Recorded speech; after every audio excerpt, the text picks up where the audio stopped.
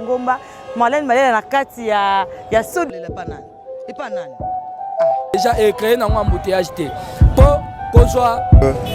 faut qu'on se modernise pour que tout reflète vraiment l'image d'un pays émergent. Donc on a besoin d'un pas, une évolution. Moto ko contredire la date. Au moins ils sont tout et c'est il y a bien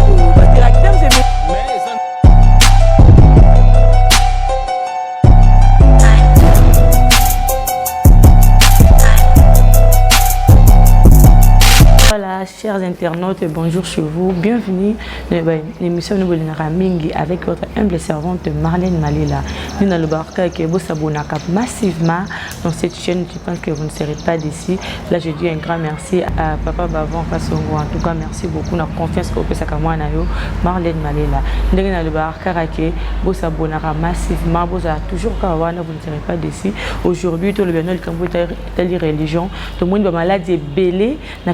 Nabiso maladie au ya Covid-19, je peux dire au vraiment et surtout qui s'abisso. Alors tout le monde va passer des mesures préventives, va passer des bandings de se comporter pour que maladie on est à la musique et puis nous avons comme même si Anna Kinshasa et belé déjà basali déjà kokufa. Mais tout le monde a équipé des mesures au président de la République, Félix Antoine Tshisekedi Tshilombo, a fait des mesures préventives. Tout le monde a équipé des églises, ils allaient qui na kati, ils église, ils allaient à Kokangama, pour que éviter le rassemblement, il y a 10 à 20 personnes, donc il y a un monde d'église, et le coup, tout le monde est bakangama. Mais les lois comme moi, ils ont tout ça, na kati ya mangomba na biso, na kati ya mboka na biso, tout le monde a mutu nyo surtout, a comment ming accroché na église na ye, mutu nyo surtout, a comment que on a mimi tout le monde a rencontré ba vieillard, on a mukolo moko boy habité, na comme nango ki va na église parce que nanda kunazo kokate, na comme nango kende boy parce que nanda kunazo kokate. Siko il y a là un mois d'église ça il y a kokangama ba maman wana batu wana bazo vivre ndenge nini batu bazala ki atabeli mutu parce que il faut kende kaka na kati ya église pour qu'on ait une solution hein ba ndeko la réalité plus donc yango wana ozomona makambo eza vraiment moi mobulu eza pe mabe. Alors lelo Marlène Malela kaka na cadre ya ko informer bino na kati ya ba émission oyo azana posa yango ya mbeli bino pasteur moko. Hein, un homme dédié, ou Azabongo pasteur Grégoire Mbayo, Azabongo il y a l'église adventiste du 7e jour. Vous pouvez déjà voir que Marlène Malela yamba na monsieur belé les cas, mais l'autre n'est tout coûté tout sur la par rapport il y a situation où il y a Covid-19 dingue déjà et c'est le coup là et télémisa mokili partout dans le monde et télémi activité non surtout et télémi et en moment tout le monde sur la pasteur sans plus tarder je dis déjà bonjour à pasteur Grégoire Mbayo. Bonjour pasteur. Bonjour ma soeur. Pasteur merci na ndenge au recevoir biso na demeure na yo tous en a posé vraiment il y a des questions belé au mais tellement même si il connaît ba église na biso to meka ko sola yango to préférer to sola par rapport à la situation actuelle où tous vivre dans le monde entier et puis et surtout dans boka na biso il y a pandémie au Covid-19. Question celle aussi dans to e bananu église eza nini tu dois comprendre parce que l'autre comme tu vois que l'église il faut fungama l'église faut boyena boy tu dois sambela te diable ako envahir biso donc et tout qu'on sort on a ligne ça no balanda so balanda biso qui église ezali nini batondo mingi ndeko kona motuna église to lingomba ezali nini ezali lisanga ya bato baoyo bazali ko mela lolenga ya mokilite baoyo bazali ko sangana na kombo na Yesu pamba théâtre sur la religion. Donc tulingi to pesa ndimbola ya église to lingomba na kotale la ensemble là. Na wetale ensemble là lingomba to église ezali lisanga ya bato oyo bazali lisusu ya mokilite. Tant tozolo bato bazali ya mokilite. C'est-à-dire bato yo mokili tant tozolo bela mokili tozo mona société sans Dieu. Wana nde mokili. Mais bato bazali ko umela na kotalela ka nzambe wana nde tobengi lisanga wana lingomba mais na kati ya Biblia ezali na bilili to ba symbole oyo basaleli mpona ko désigner lingomba balakisi ete ezali lokola nzoto oyo motu ezali Kristo ezali lokola ndako etongama kasi libanga oyo ezali fondation ezali Kristo ezali lokola libota to foyer libala oyo mobali azali Kristo Yesu. Donc biso tozali biteni ya nzoto mboli ngomba pe na contexte mosusu et kozala ngai moko balobi ete nzoto na ngai ezali tempelo ya molimo mosantu ezali mpe ndako ya nzambe wana nde ndimbola ya lingomba nakotalela biblia vraiment wana nde ndimbola ya lingomba. Est-ce que tu trouves la différence entre église na maison de Dieu? Est-ce eloko moko ou bien ils ont na définition différente? Mais ezo dépendre na contexte lolenge nini basali loba wana ntango balobi église ekozala lisanga ntango balobi église ekozala ndako ya nzambe. Donc ezo dépendre na ndenge ya contexte wana. Mais pasteur lelo tozomona na baéglise na biso ndenge expliquer wana ezali ndako bato basangani baza komisa nzambe soit yo moko pe. Mais lelo tomoni bandako yango bato basanganaka ezali na badoctrine ndenge moko te. Bato na bato baza na badoctrine na bango. Okomona bato mosusu ko bakoma komipesa ke nami pesa na doctrine ou soit nami pesa vraiment na o ezali parole de Dieu na yebité le yango lelo tolinga to pousser na liboso na parce que tozomona pandémie ekwei bakwei seli biso nyonso to eloko mo biso tozana na bandako. Est-ce que eza importance na église ba église nyonso to o tozana ngo boye mutu azala na doctrine na ye selon ye na baéglise nyonso esengeli te moto na moto azala na doctrine na ye selon ye esengeli biso nyonso ata mangomba ekeseni tozala kaka na doctrine moko ya Yesu Kristo. Bokomona ete na ntango bazalaki kokondane Kristo alobaki nini azongisaki bango bokoloba ete bomeka botala soki doctrine na nga ezali ya nzambe te olobi doctrine oyo nazali kopesa epuis doctrine ezali mateya les enseignements alobi mateya oyo nazali kopesa ezali ya nzambe. Or biso nyonso mangomba bakristo mateya na biso ezali kozwa makati na biblia biso nyonso biblia na kati na biblia. Alors esengeli tozala mateya ya ndenge moko esengeli te ete doctrine ekesala soki nyonso tozali ya nzambe soki banso tondimeli kristo lokola nkolo na biso liloba na ye ezali na biblia biso nyonso tokokende kozwa kati na biblia. Alors omoni soki biso nyonso tozokende kozwa kati na biblia tozozwa mateyo ya kristo sikoyo bokeseni kozala wapi biso tokoloba ndenge moko soki esali nete lelo biso bao tobiangami bakristo toza na badoctrine ekesana mateya ekesana. Or na biblia mateya ekesana te eza kaka ndenge moko. Yesu alobi mateya non mateya nyonso kristo apesi ezali solo. Mais soko lelo esali nete na mangomba na biso tozala na mateyo ezali kotiama mokongo badoctrine ezali kotiama mokongo c'est que problème ezali nde na bososo ya biblia to interprétation ya biblia. Donc balingami mosusu bayebi kointerprete biblia te moto na moto aza kolimbola yango na ndenge na ye yango wana badoctrine ekozala epesani mokongo. Mais soki biso nyonso tozali kolimbola na kotalela malako oyo epesami na biblia Yesu alimbolaki biblia ndenge nini bantoma balimbolaki biblia ndenge nini soki tosaleli lolenge wana baregle wana na mokuse soki totiki biblia komilimbola yango moko wana biso nyonso tokozala na doctrine ya ndenge moko. Olelo tokomi komoto donc tomonaka yango déjà toza na baéglise ebele ok yango surtout ezali vraiment ndenge moko te et puis même biso bafidèle tokoma kopotana na libanda okomona ke biso na église na biso tokangaka suki te biso tokotaka na jupe te biso te mosusu tosambelaka jour boye biso boye na boye. Donc une fois soki deya bato tokutani na libanda badivergence wana ekomi kocréer na biso moko bafidèle tokomi na problème lelo sikoyo okomona na omona bato bazoyoka na lisusu bien te ndeka na otikoloba bato bazoyoka na lisusu bien te bakomi lokola banguna. Maintenant sikoyo mpona problème ekomeli biso lelo ya covid-19 tomoni mpe balansaki epai ya mobateli ya ekolo papa na biso Félix Antoine Tshisekedi Tshilombo ekolo na bi mobateli ekolo Jacques ekolo na biso Congo parce que mobateli nyonso azalaka kaka moko eza ye wana ekolo aza likolo. Maintenant sikoyo lere apesi bamesure na ye alobi tovanda na bandako sikoyo lokola tovandi biso surtout na bandako esali ke tozolata donc tolati doctrine te parce que doctrine wana tosalela yango mingi na baéglise tosalela yango vraiment bandako te sikoyo est ce que fidèle avandi na ndako wana oyo lelo na ndako avandi aorespecte doctrine te mosu akotaka kaka bondeli makotaka arespectaka doctrine te na loba est ce que akomona bokonzi ya likolo ou bien akobika na makambo oyo ou bien ndenge nini ou bien azaka na makolo ya nzambe. Merci mille. D'abord tosimba ete doctrine tokosalela yango kaka na lingomba te doctrine ezali bomoi na biso mobimba oyo toyekoli kati na lingomba tokotia yango na misala tokosala yango kaka na ntango tokende lingomba te ntango totikali na ndako tosaleli yango te ou bien ntango tokei bisika mosala tosali yango te ou bien soki tokei na biteyelo tosaleli yango te tobombi totina kaka mpona lingomba te ezali mpona bomoi na biso po ete malako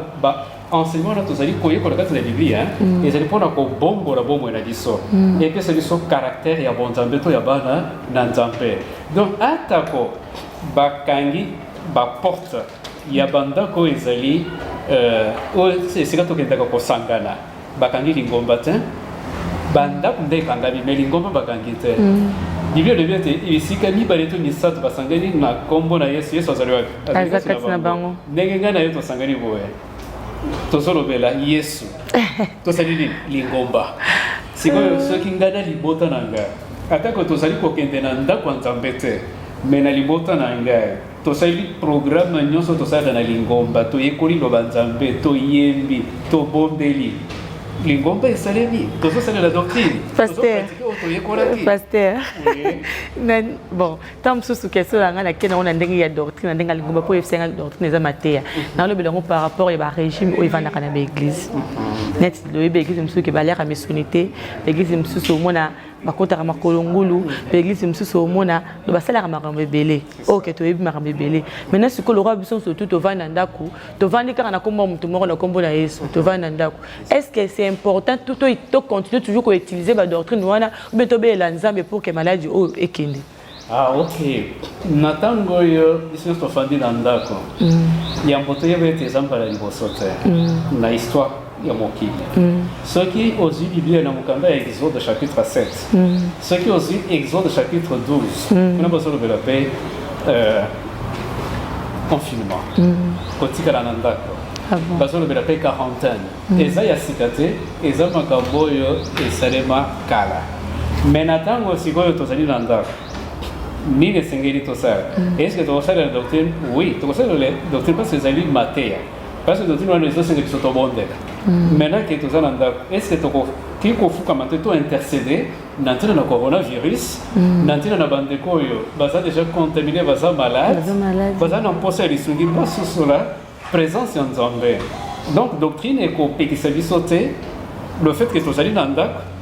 totika kosalela yango te tokosalela yango tokobondela tokolendisana omoni par exemple oyo tozosala lelo otamboli ti oye siko ntango tozali koyonana na mituna bandeko bazali kolanda biso bazosungama mais toza na ntango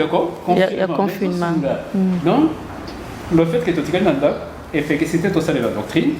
tokokoba kosalela doctrine mpe tokobondela na ntina ya coronavirus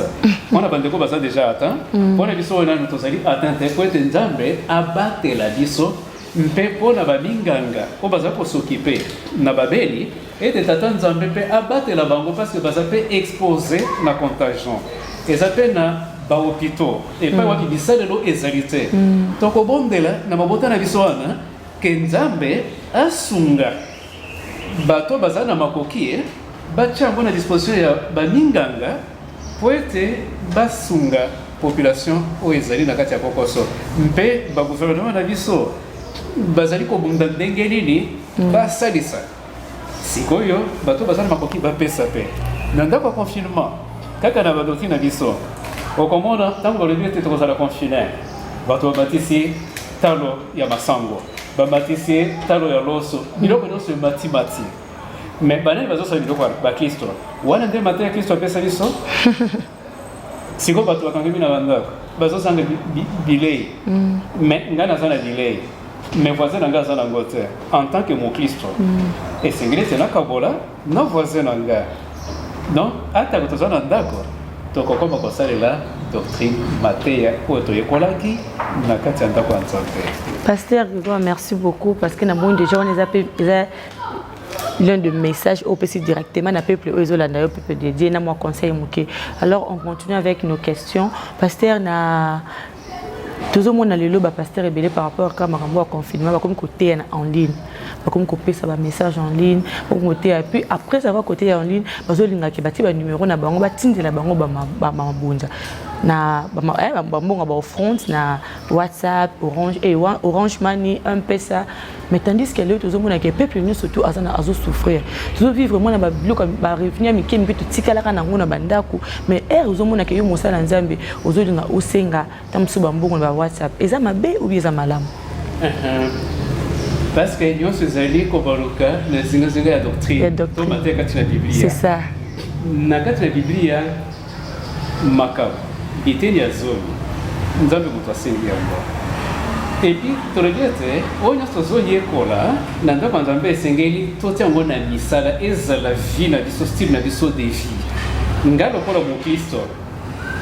esengeli natangi ete esengeli natangaka Biblia mokolo na mokolo esengeli nabondelaka esengeli nabondela na ntina na bato mosusu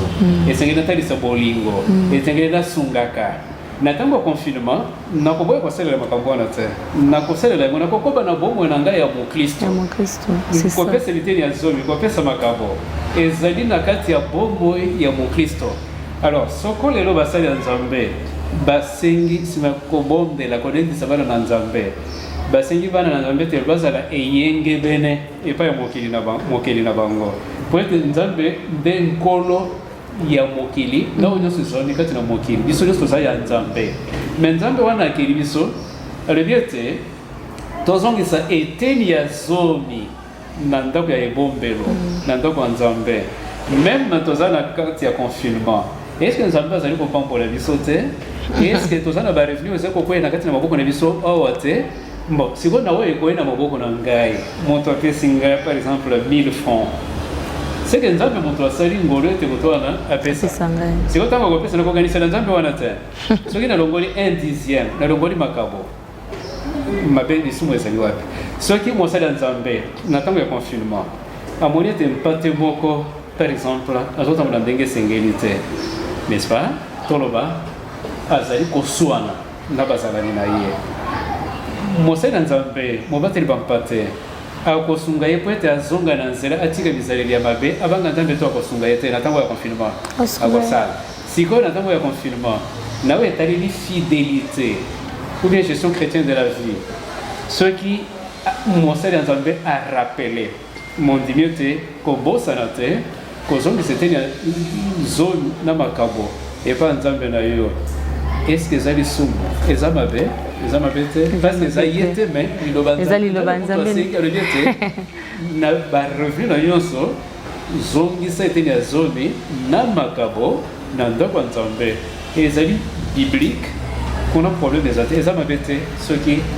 basali na nzambe bazali kosenga eteni ya zomi na makabo na ntango ya confinement. Pasteur, opinion ya basala nzambe wana tuno na kombo ya basala nzambe non surtout parce que tout le monde pandémie au depuis en tout cas et dans le monde entier mais apparemment va pays Afrique et ezanango et répandre déjà va pays africain mais tout le monde a moins taux de mortalité banini et ça vraiment marcacité mais balobi vaccin il faut ba ko bandango en Afrique nous attaquer basala nzambe na habiter ceux qui opinion na yo et kozala nini par rapport ya maloba wana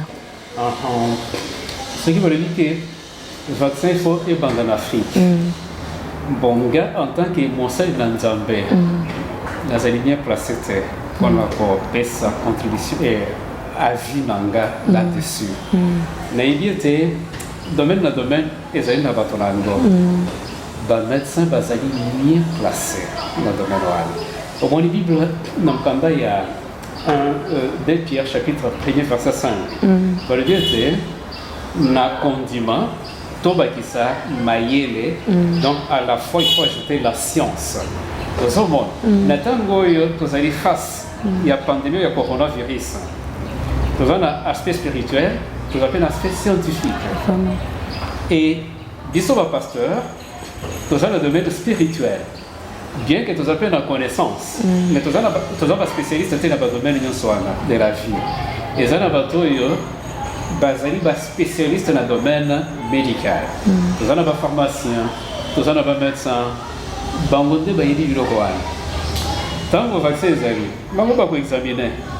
Bango de ba yidi est-ce que ça malamu te. est-ce que c'est nécessaire de topesa te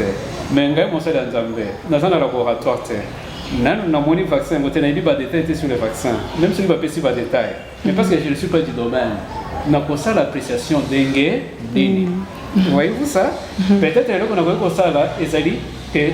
biso ça nzambe to bonde là parce que ça na malobo ba et tozoyoka banongono ngo tozoyoka o eza ya mabe eza pona ko bibisa ba africain ezali mais on ne peut pas tabler sur des rumeurs. Vous voyez, on ne peut pas tabler sur des rumeurs. Mais, contribution de l'histoire de la Bassade Nzambé, vous allez être tout bon de là, tout c'est Nzambé. Ceux qui sont malades, pour prévenir Mokono, pour nous consulter, Nzambé a salé de Baba, c'est Wana, et il y a passé à la ceux qui sont malades, et qu'il y a pour déranger, Banana Nzambé, et ça, Madame Montemazo Sarangona, le Renga m'avait tout contenu, ça, Madame Monté. Nzambe atalisa pour être topé satoriété et yate.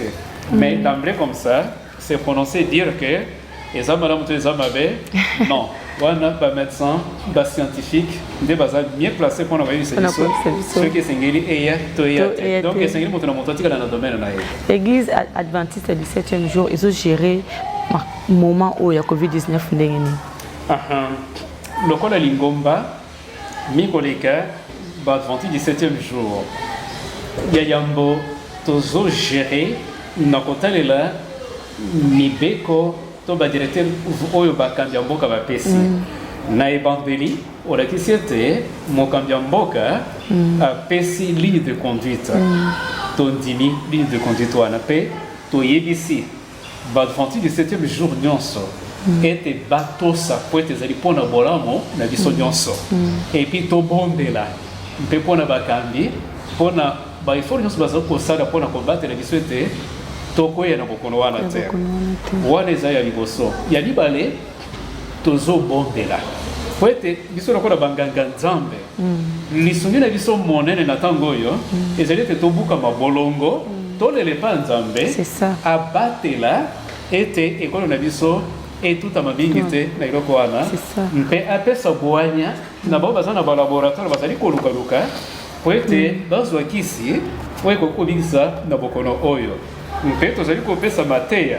parceke na ntango oyo bato baza bakomi na bobangi alors tozopesa bilaka kati na biblia po ete elendisa bana na nzambe atako mokili eza na mobulu me babanga te batalela nzambe balikia epai na ye wana nde badisposition oyo voilà tozali kosala et puis distanciation ndenge bazoyebisa biso bazopesa biso toli kosalela bamaske ntango esengeli kosokolaka maboko ntango nyonso donc banyonso wana biso lokola bakambi ya lingomba tozali kopesa yango na baye lingomba mpe lokola bosangani physiquement comme ça ekomi rare tozosalela ba alo mpona kolendisa bana na nzambe na ntango oyo tozali kosalela bamedia lokola bozosunga biso po ete tosala yango mpona kopesa bango toli loba nzambe bilaka ya nzambe po ete bayeba lolenge nini ya koleka na kati ya periode ya crise. Pasteur, l'air olobi wana eza mateya oyo donc boyoki mateya oyo président Pesaki et puis bino bosali nini bo transmettre ngo et pas ba fidèle na bino mais ça na bato belé na kati mboka parce que fidèle azaka o ya na église adventiste té fidèle aza mutunyo surtout parce que ne botere bolingaka ke na ba païen na ba non croyant ba surtout ba koma ba croyant ba bikisama mais tout le monde en dira et belé bazo respecter ba mesure oyo té et belé bazo ba ke kutuna ba makamora malade bazo kosa au moins en dira ba pexi ba groupe ba 20 ba te belé bazali et puis bande économie ba pasteur mususu tile lo basangana ndenge ya cachotterie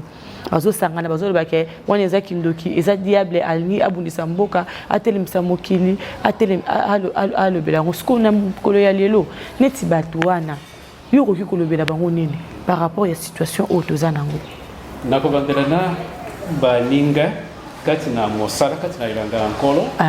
c'est que kolobete ezali kindoki tebiete yo oyo sezali mabe otake pa mongula mais atako bongo ekopekisa biso tete tosalela ba mesure oyo kosunga biso tete tobatelaka yango wana nazali kozongisa ezala basali balinga basali kati na ilanga ezala baye mokili nyonso esengeli ete totosa oyo bakambi ya mboka bapesi biso lokola toli po ete meme na kati ya lingomba eza mabe te eza mpona bolamu na biso lisumu eza wapi ntango balobi ete fanda na ndako pamba te soki obimi okokende kokutana na moto oza na bokonono okozwa yango balobi ete sokola maboko mbala ebele po ete oriske te soki tosalaka eza baregle hygiénique mabe nini ezali na batoli wana ezali te mpona bao bazali kokoba kobuka mibeko wana bapesi batoli wana tozali kaka korepete parceke balobi ete voyez, la répétition est la mère des sciences. Tokolemba te. Tokorepete, tobondeli bino bandeko balingami. Esengeli mpona bokono ya nzoto kosalela batoli nyonso wana bazali kopesa biso même soki ezali kindoki ete biso tokobondela mais lisumu eza wapi soki osokoli maboko lisumu ezali wapi soki opesi kaka ndeko mbote ya mosika mabe eza wapi donc bokono ezali solo ezali lokola malaria ezali lokola bokono ezali réalité ezali bokono ezali solo biblia elobi ete na kondima tobakisa boyebi e batoli nyonso ezopesa biso wana ezalaka na cadre ya boyebi et puis l'ignorance tue vraiment yango wana tozali korepete kozongela bandeko balingami tosamalako bao bazali kosangana na bandako ebele na nkuku eza malamu te ndenge eza na danger ntango tozali kosangana na lisanga libanda ndenge moko te soki tosangani lisanga kati na ndako ata groupe eza moke ezali ngoma mobimba te 30 personnes 20 personnes les mêmes risques ezali parce que tokozala tokangama soki moto moko aza nango tokozwa yango mpe donc tobondeli bino tosalela toli bakambi bapesi biso balinganga bapesi biso totosa liloba na nzambe tokobatelama na bokono oyo. Merci pasteur tokomoko mama na suka émission na biso tosapeli liloba ya nzambe mais nayebi te lelo bato batikala kaka na mwana kobala mo mateya moko boye na motu obienda mwa culture moko boye batikala nango neti biso bachrétien tokoma pozala bien il faut ozalaka epa pasteur atia oyo loboko oyoki motu mpasi oyoki boye il faut kaka donc soki ata moto asali 2 jours 3 jours ata 1 mois kende na église te obengi ye païen lelo nde na okende komoko alobaki biso sitovani nano tokomi bapaïen mais nayebi te soki balobi neti pasteur Grégoire soit pasteur bo changer système amateur bo pesa ba fidèle na bino mateya moko ya bien par rapport ya situation to komi nango ya Covid-19 oki ko orienter bango ndenge nini. Oui, c'est ça. Natango normalement to salelaka oyo na makambo ensemble la théologie balobi la contextualisation. C'est-à-dire mateya otozopesa tango oyo ezali otopesaka d'habitude te sikoyo tozali koadapte mateya na circonstance otozali koumela lelo chaque matin natindaka message na bacorrespondant nanga méditation chaque jour mais message nazotinda chaque jour ezali en rapport na situation tozali koumela lelo et ezala même na télé na message de 3 anges oyo nazopesa régulièrement sur digital naza koadapte nyonso kaka na circonstance ozali kotraverse lelo yango wana nde nakosenga mpe na balingami kati na elanga na nkolo ete toadapte baenseignement na biso par rapport ya actualité oyo tozali koumela lelo pamba te bana na nzambe baza na mposa nango mingi wana nde toli nango kopesa nakotala motu na wana nde toli. Merci pasteur, merci na ndenge opesaki biso temps nayebi te mais nakolinga bana nzambe bazolanda yo peuple dédié et puis ba fidèle ya église adventiste du 7e jour nakolinga opesa bango message fort ya suka et puis to clôturer émission na biso. Merci. Bande ko balingami bao ozali kolanda biso awa maloba suka to ko pesa na bino ezali ete bobanga te bozala na ilikia et pas tata nzambe pona nini peut être rien n'est impossible à lui natango oyo ezali tango esengeli ete to talela bilaka nzambe asili kopesa biso kati na biblia ezali ebele na kati na biblia na circonstance nyonso na minute oyo nakorekomande bino bozwa psaume 91 lokola parapluie na bino Tant bokotanga psomo wana bande kilo suka bokoyoka ba promesse nzambe asili kosala kuna alobiete yazali nguba na biso na batango lokola oyo na tango oyo alobiete atako koto yoko bakoye na ngambo na yo ya mobali to ngambo na yo ya mwasi yo okotika na kokoya te alobiete ata contagion ekozwa bato ebele me yo oyo ozali kobelela kongo na ye ekotikala kosimba yo te mpe ekokota kati na ndako na yo te esengeli tozala na kondima tolikia na bilaka wana tata nzambe apesi biso tokobatelama na bokono oyo mpe soki osili kozwa yango kotungisama te rien n'est impossible à Dieu talela nzambe senga ye akobikisa ye pamba te na mokanda ya psaume 103:3 alobi ete ye tata nzambe akolingisaka masumu nyonso mpe akobikisa na bokono nyonso il guérit toutes les maladies ya coronavirus mpe lokola donc bandeko balingani botungisama te na ntango oyo biso nyonso totalela nzambe tolanda toli bakambi ya mboka bapesi tolanda toli baminganga bapesi biso tosangana te na mangomba na biso tosangana kaka na kati ya libota nzambe azoyoka mpe kati na libota ya solo toza na mposa ya mobateli bambate po ete atia biso loboko ntango tozobela ainsi de suite mais na telefone obengi opesi requête mosene nzambe akobombela na ntina na yo mpe okobika na bokono na yo soko biso bonso elongo na bakambi ya mboka totosi malako na batoli nyonso epeseleli biso tokosungama po ete tobatelama na bokono oyo tika ete tata nzambe apambola bino nyonso abatela bino nyonso na kombo na yesu kristo amen. Amen. Merci, pasteur. On va dire directement, continue la prière ou bien prière et comme ça, Malibanda. Comme ça, prière et comme ça, la malade. Ok. Ton bon délit.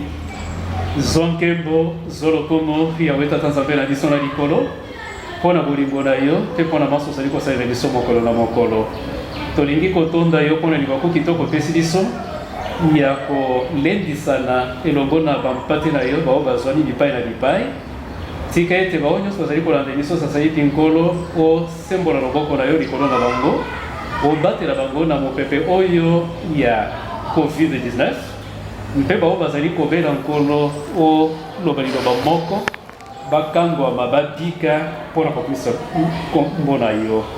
totiki mpe bakambi ya mboka na maboko na yo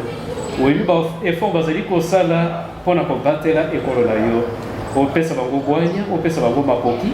mpe na ntango bakrise économique ezali kolandana me toyebi ete na batango ya crise mpe okaniselaka bana na yo osunga po ete na libota moko ya kolia ezanga te ya komela ezanga te pambola mpe ndeko Marlène Malela elongo na technicien na biso elongo na bakolaborateur na bango nyonso bao na ntango ya confinement bazali kotambola bipai na bipai pona koluka liloba oyo ekoki kolendisa ekolo na yo ofongola malilisi ya likolo po ete mapamboli na yo esopama meke likolo na bango bonso na kombo na yesu kristo nkolo mpe mobikisi na biso amen. Amen. Quand on commence à se faire émission la biso, il y a beaucoup de gens qui viennent bongo pasteur Grégoire Mbayo de l'église adventiste du 7e jour. C'est avec lui que Tomeka qui combien tellement les solo par rapport à Makam Oyo, les collègues dans le monde entier puis dans beaucoup de biso, to yebité mais boyo qui vraiment malba pasteur, boyo qui n'endenge à 8 ans, il y a ko prêcher peuple de Dieu, il y a ko édifier et donc il faut respecter toujours ba pasteur, bo respecter botika ko sangana ndenge bozo sangana bongo boko ya pe ko sa ke baladi yango et c'est propagé makasi na kati ya mboka na biso tala kuna mboka bapaya soki déjà ezebele bazo kokate bongo biso awa batoza na ba hôpitaux ya mukie toza na biloko malonga te kutu ba o kutu mukie kaka o baza kuna biso 200 personnes bazo koka kutu te na ba hôpitaux ba centre ezate bongo biso awa toko tout ça la vraiment ndenge alors to aider ba continuer biso to aider ba ministre to lingate après makambo ba finga bango ke bino boza bien te ba hôpitaux boyena boy bozozangi boy to aider vraiment et ko ça la biso vraiment bien ciao.